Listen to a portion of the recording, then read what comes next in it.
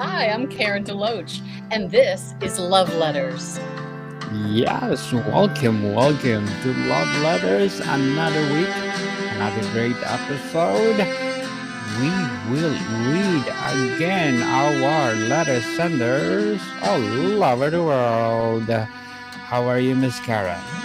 I'm doing so well. Thank you, Lucas. Daniel, Lucas. I'm so happy to be here with you again. Yes, it's been a long time, Miss Karen and I. We did not do our episode, but now we resuming our regular platform. And today we will read a love letter that I think it is most of the people experience right now. They experience what is real love is. So this is the letters that we're gonna feature for today. Dear love letters, I'm reaching out to you because my heart feels both hopeful and lost. In this digital age where very connection begins with a tap, a like, or a swipe. I wonder if its true love still exists the way our parents and grandparents once knew it. I scroll through endless profiles, all polished and perfect, yet I can't make or shake the feeling that behind the photos and carefully chosen words lies uncertainty, hesitation, or sometimes just an illusion. How do I know what's real anymore? Sometimes conversations feel exchanged at first, full of promise, but soon they fade like a message left unseen. I can't help it but I ask myself, am I just another click, another option, or is just someone out there who feels see before who truly am? I long for a deep, meaningful connection. The kind where the two people talk for hours, not just about the easy things, but about their dreams, fears, and the parts of life that are not always picture perfect. Yet, in this world of fast replies and even faster goodbyes, that feels harder to find. Friends told me to keep trying, that the right one will come along. But each time a connection ends abruptly, I feel a little more hesitant, a little more guarded. How do I keep my heart open when rejection seems to come with the territory of a digital love? I wonder if a true love today requires us to uncertain or unlearn the patterns of instant gratification. Maybe it's about patience, listening, and being present, even that it means stepping away from the screens. But how do how do I do that when the entire world seems to meet and fall in love online? Perhaps love is not just about the platform at all. Maybe it is about the intention behind every message, every call, and every moment spent confusion. If true love is something I'm supposed to search for, or something I must simply let find me. That's why I'm writing two love letters because I believe there are voices wiser than mine, stories deeper than mine, and experience that can light the way. Maybe your listeners who have walked this path before can share the lessons I can't yet see. I'm asking from one heart to another how to find true love in this digital world. What signs should I look for to know it's real? How do I trust when trust feels so fragile through a screen? So here I am, vulnerable, searching the still hopeful. To all who are listening, please share your guidance, your stories, and your truth, because maybe together, through these letters and conversations, we can rediscover the love, real, deep, and lasting, still possible, even with this modern age. Yours truly, Ashley. Wow. That is a very powerful letter for sure. And I think it's relevant. Like you were saying at first, Daniel, that this is what a lot of people are experiencing right now, especially the young people. It's a hard, brave new world, so to speak. And the truth is we're scared of AI, and is it taking over people's personalities? Who is real? What is real? How do we know it's real? And Mm. these are really relevant questions. And it's true. I am of the older generation, and I've experienced the reality of meeting and falling in love in person. And it's still an imperfect way to do it. There are still a lot of people that didn't succeed in a relationship, even though they didn't meet online. Yes. And yet I know some people that have met online and have very long and successful relationships together. So it's not like there's one answer, that there's one right way to meet somebody. But I think that there's some insights that Daniel and I can share because we're Christian believers. And this longing that you're feeling, Ashley, you're not alone with it. We want to connect with people on a deeper level than the superficial. Yes, we can be attracted to the way someone looks, but looks change. Trust me, I'm in my 70s. I don't look the same as when my husband married me 35 years ago. So there is a reality to being loved that isn't just on the surface. And that longing that I hear in this voice, in your voice in this letter, touches me deeply because I truly believe it. It's a God size need in your heart. That this deep spiritual part of you is longing for more than a superficial connection. And I think that's a good thing. And I know that this is something that is in you because it's supposed to be in you. And what I have found in a long, long experience, and I've had successful relationship. Before that, I had an unsuccessful relationship. So I've experienced both sides of it. And I know that what it takes to really truly connect is including the spiritual side of your humanity. Because like you said, we aren't perfect. We don't want perfect. We don't want AI perfect. We want real, natural human beings. We want to be accepted for who we are, warts and all, so to speak. We want to be accepted and loved for who we are. So, how do you connect? Can you do it online? What do you think, Daniel?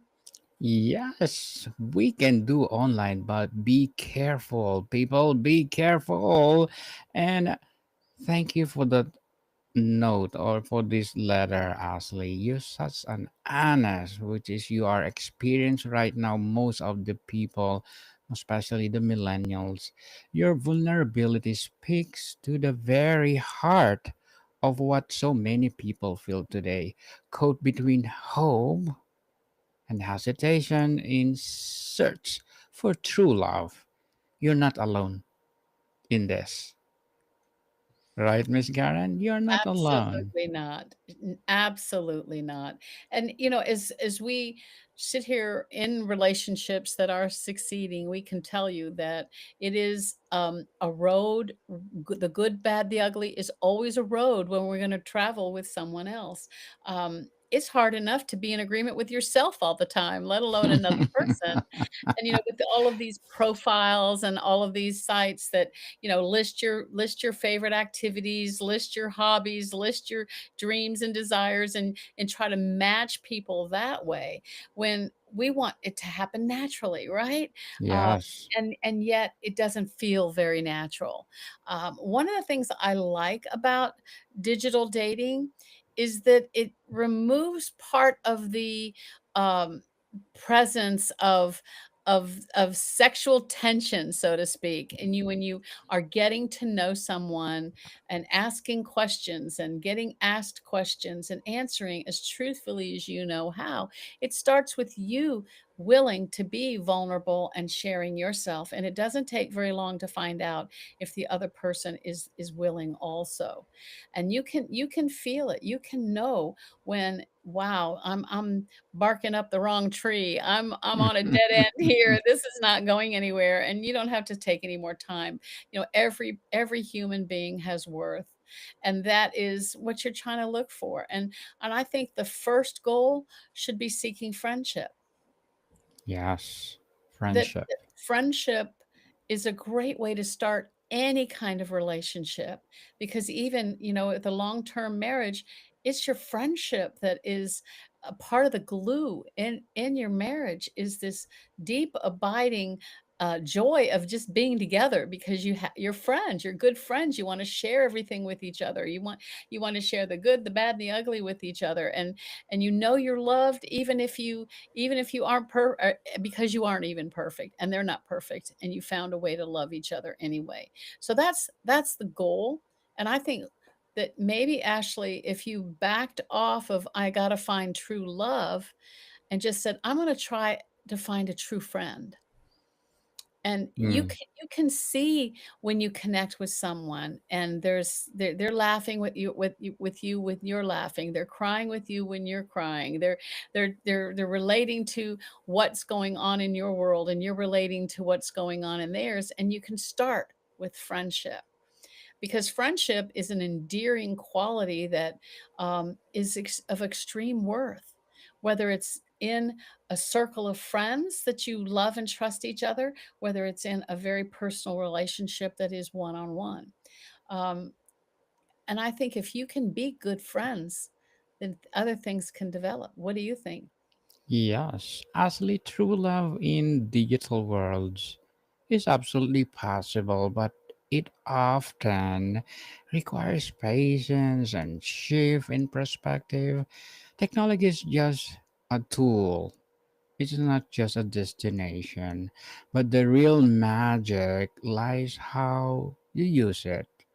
When you connect with someone, focus less on the polished photos or witty bios, don't you think, Miss Karen? And more of the consistency of their actions. Don't do they make time for you, or do they follow through on what they say? Mhm. Do their words and behavior align over time? I think that these are the quiet signals of sincerity. You talked in your letter about having patience, and I think that that is something that works both ways: patience with yourself and patience with someone else. And if you are walking in truth, in honesty, in integrity, in authenticity, then there is a place that is is open to someone else to share their vulnerabilities, their authenticity. If you share a story and they can relate, or they have something they can answer back from their life, then now you're making connections. And it can start very, very unpressurized as a friendship. And I think that that's important. I really do. Um, what's relevant to you, you find out, is it relevant to them? If it's not, then you may be misconnecting, and this just may be somebody that you can just connect with as another fellow human being, and not the answer to your heart's dreams of the one and true one person that you're going to spend the rest of your lives loving. And I can tell you honestly that my husband and I, we began our relationship as friends. We met in church. We were part of a singles group.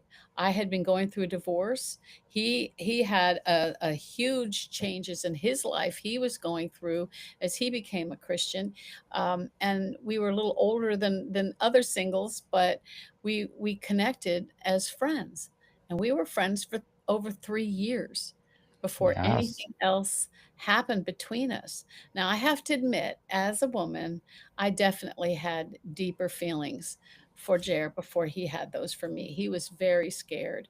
I had two little boys, and he had never been a parent, and so I came as a package deal, and and God spoke to his heart and said, "You're not her sister, and she's not your I mean, you're not your she's not your sister, and you're not her brother." And that was an indication to him that God had really called us to have something more than just friendship. It still was a scary step, and he's a very brave man, and we've had an incredible walk together. Not only did he help me raise my two children, we had two children of our own, and they're now grown, and we have grandchildren, and so there's just all Yes. kinds of rewards.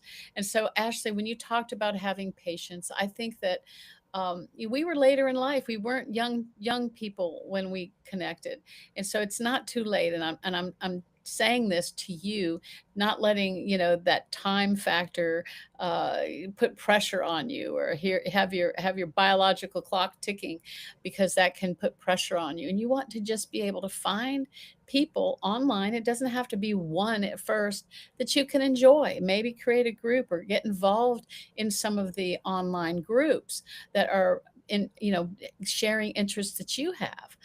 You like mountain climbing, like my nephew did. He loved mountain climbing, and he got on groups with mountain climbing, and he found his forever wife through the mountain climbing online group chats. Okay, and they found that they both loved mountain climbing. They met first mountain climbing groups, and were completely drawn to each other and got to know each other, and started out as friends, and they've now been happily married for about 10 years and have two little boys together. So I think that there's ways to go about this, even digitally, even in this more modern age, of finding friendship and relationships that are more than just about appearances. Definitely. Ashley, remember that love does not have happen instantly. In fact, it is often the slow, steady connections that glow roots deep enough to last, just like Miss Karen talking about that they met through church and their foundation is so solid because the foundation is coming from Christ. A steady connection that grow roots deep enough to last. It's okay to take your time, for sure, to step back when a conversation doesn't feel right. It's a matter of give and take, and to wait for someone who values depth as much as you do. And also, don't under, underestimate meeting people offline.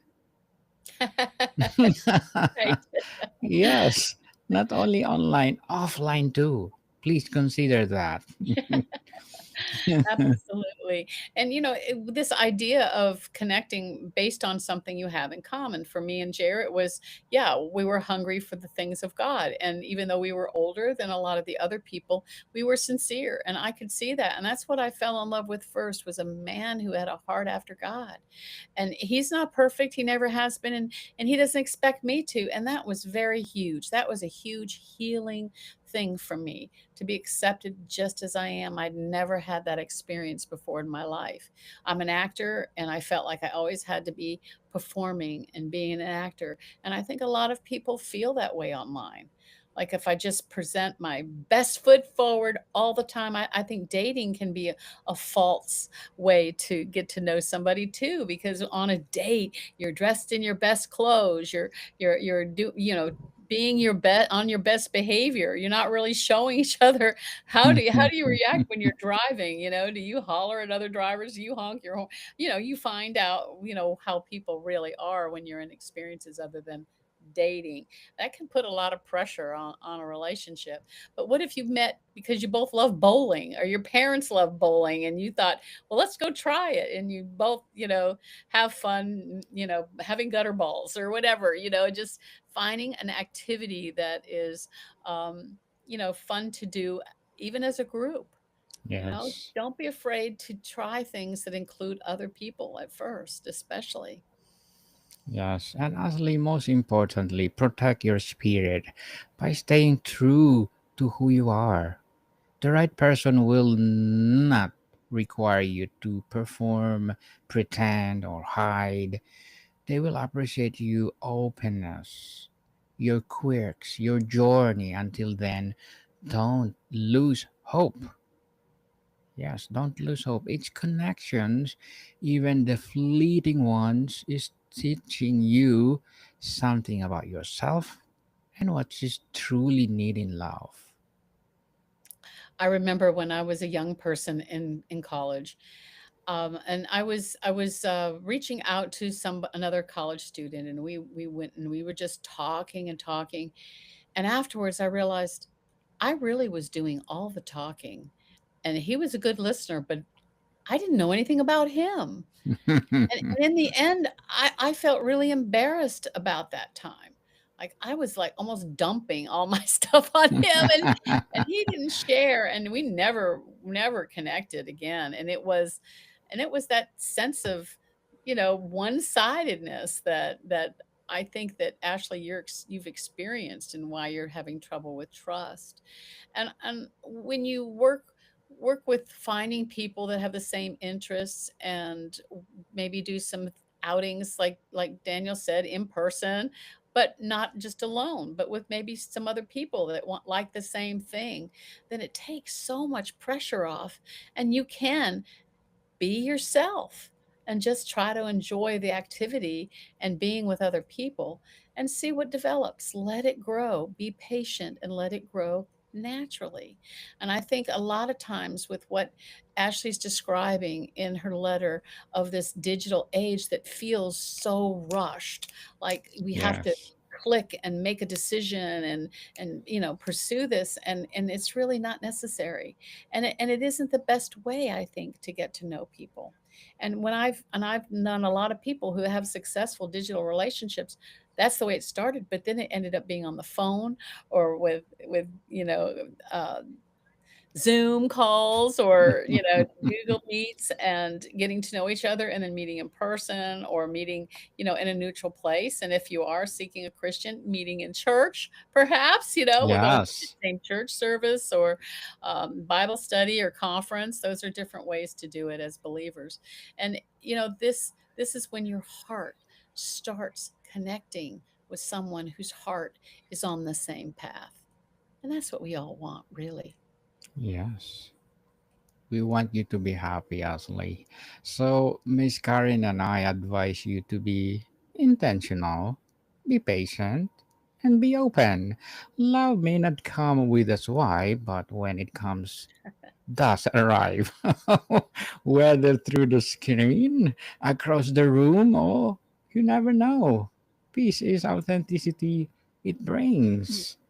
And be happy with it. Be contented of what you are. Yes, Miss Karen. Final thought. Right. Yeah, and if you do have insecurities and fears and you find you're backing off, then start finding ways to deal with those issues before you're trying to connect with others. Yes, indeed. And people, before we say goodbye, please do listen to our upcoming podcast with Karen, Miss Karen. Bible Verse 101 coming at the end of this month. Saturday, that will be September September 20th. 28th. 20th. Yes, Yes, September yes. 28th, people. We are live doing our Bible Verse 101 after love letters. We will feed you the Word of God through Miss Karen and I. We're going to share our, well, best Bible verse. And I hope you will empower to it. So, Miss Karen, would you like to plug in something?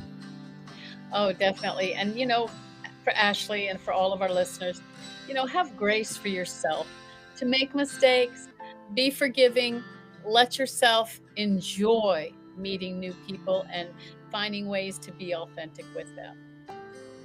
Be authentic, people. Yes, Miss Karen, thank you so much for your time and more to come, people. See you soon. Blessings. Bye bye.